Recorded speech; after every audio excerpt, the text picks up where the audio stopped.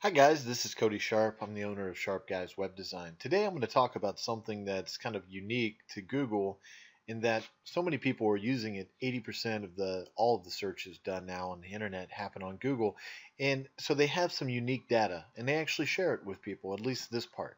This is called Google Trends. You may or may not have used it before. Basically what it does is it aggregates all of the types of searches that people are making on the internet and it compares them to different points in time.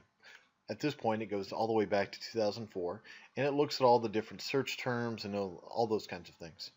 Today, I want to kind of talk about how people have been searching for things and why you see some articles named certain things. For example, one thing that you always see articles like this: three things you need to know about Tesla Motors this month. This just came out. Three things you should know, three things you should do, three things to buy. So I wanted to kind of get an idea for how many people are searching for three things, right? They're just actually putting in, I want to know about three things. And if you look since 2005, people are continuously searching more often for three things. And if you look at the amount of news headlines that utilize this, there weren't very many, and now you can see many more are coming around. And if you look at the forecast, it's going to continue going up. But three things is interesting, I think, because it tells you how people are thinking about things. They don't want to just know one thing, they want to know three things. But let's go further. How about five things? People like to know about five things too. How much more do they like to know about five things than three things? Now, the five things here is in the red.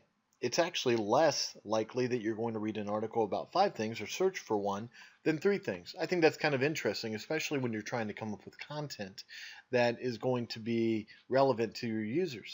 When we look at five things, certainly you'll see an article from USA Today just happened 3 hours ago. Five things you need to know about Thursday. How many times have you seen that exact same article? In fact, this is a mainstay of a newspaper now. Five things you need to know about Thursday. Five things you need to know about Friday, and so on and so forth. That's interesting. So let's go one more and say 10 things. Is 10 better than 3 and 5? Well, let's find out.